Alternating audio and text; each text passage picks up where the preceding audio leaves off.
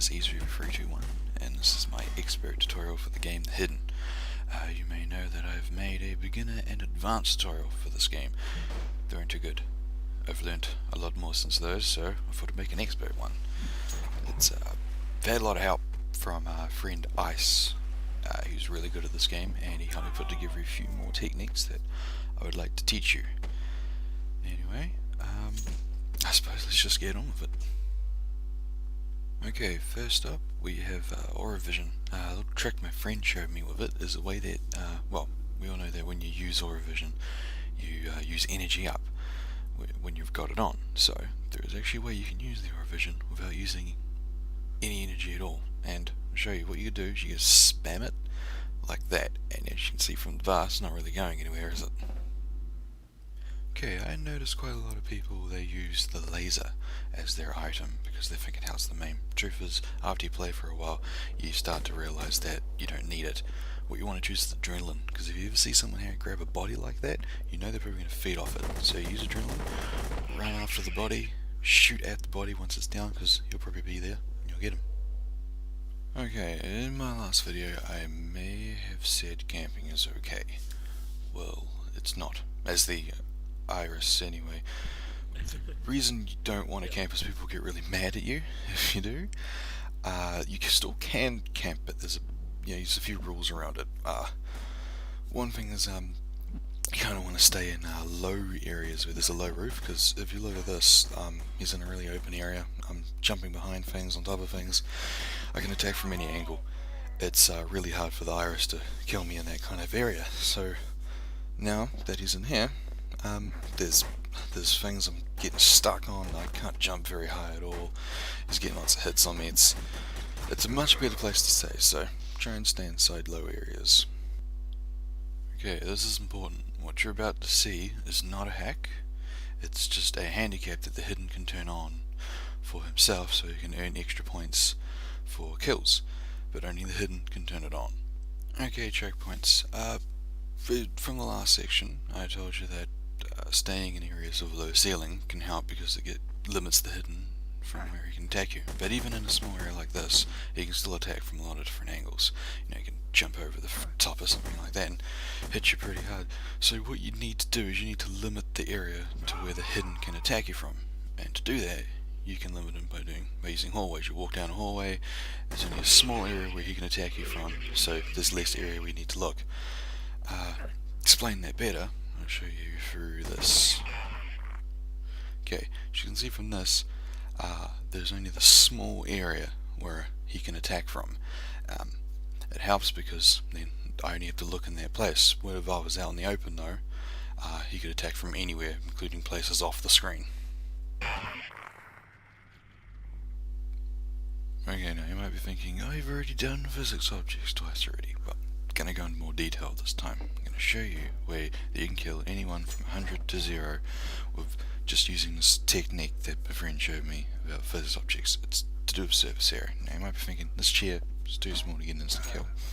Well, you're wrong. I'm going to show you how you can do it.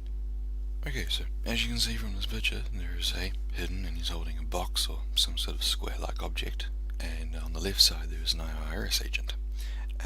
Now you'd think box does a lot of damage, you can throw it, but no, it doesn't, because it's a big square object, it's got a big flat side.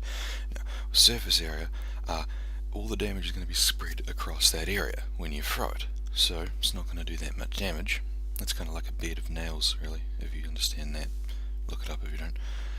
But if you replace that object with the chair that I just used, the surface area is now concentrated to that small little edge, and it does a lot of damage because there's a lot of damage, there's a lot of force in that small area, and it helps quite a bit. Okay, so just to prove my point, if you grab an object like this and throw it with the pointy edge first, you'll get them. You don't have to fling it, you don't have to go straight down, you just got to manage to hit them, and obviously if you throw it sideways it's not going to do much damage. So physics is quite hard, and don't worry too much if you can't get it, because you will eventually get it. It just takes a really long time, even if it's something ridiculous like a sofa.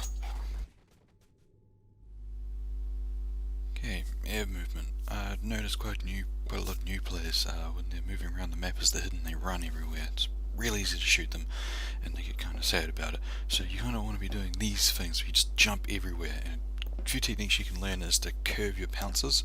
They can help you from dying like that, or they can help you get around enemies if they've camped in corners. I'm going to show you how to do it.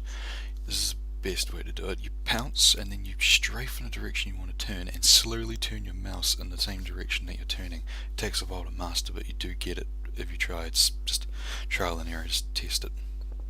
You can also use the curve pounce to jump around the edge of something and surprise someone by attacking them. They don't have a chance to shoot you. And last technique we're going to teach you is how to stop in mid-air. This is quite helpful if you go around a corner and you need to stop quickly because you're going to fall off something or you want to land on someone's head.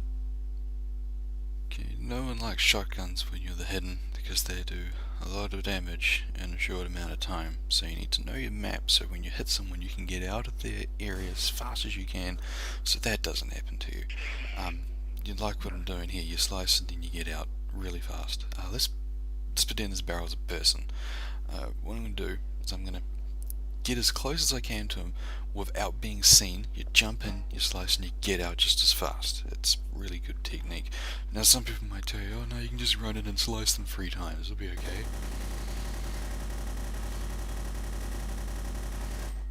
That's why you don't want to do that. You'll get shot if you try and attack them. That's why you always want to ambush someone. When they're coming out of a hallway or something, you want to ambush them. Because if you just run in, you're going to get shot and probably die and lose your turn. So there's a few ways you can make this happen. Is if someone's camping like that, you can grab onto a barrel or something and lure their attention somewhere else and attack them from another angle. You can, if there's bodies hanging around, you can use those as well. You just grab the limb and drag it out of screen. It looks very cool. And also you've got breakable things that you can use and wait for someone.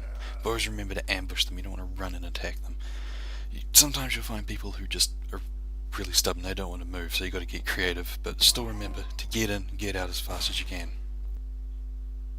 Okay, so with this style of knifing, you'll never find yourself directly in front of the person trying to shoot you. To do that, what you need to do is you need to start a little bit far away from where the person is. You pounce through there, slice them as you pass them, and then you'll end up in another place, sort of like this, so pounce in mid-air. You don't want to be on the ground near the person, you want to hit them in the air, just like that, really. And you can also do it over the head as well. Just remember that more experienced players will be able to pick up on the technique that you use, and they'll adjust accordingly. So it's good to have a few different techniques put together, so you can switch between them when you realise you're getting shot quite a bit. Okay, reaction time, probably the most important part of this game. You need to be sure that you can turn and shoot, get in one shot. That seems quite hard, but there is a way you can do it. Okay, you can see that there are sparks around about there somewhere. I saw those and it led me to believe that the hidden head came from this direction. With the reactions, you need to be able to think in your head really fast about the direction he's came from and where you think he's going to go. Then you want to draw an imaginary line in your head where you think that hidden's going to go and then shoot along it. Let's see what I did. Oh, and just remember that the hidden in this was on like 2 health, so that's why I died so fast. Take him out. Target neutralized. This is not the end. Okay, so let's play a little game. This time, I'm going to let you decide what I should have done here. Okay, the answers that you can choose from are A. Reload and walk towards the dead body. B. Shift tab and respond to a Steam message. C. Be killed and blame it on a lag spike. Or D. Fire in this direction. Choose now.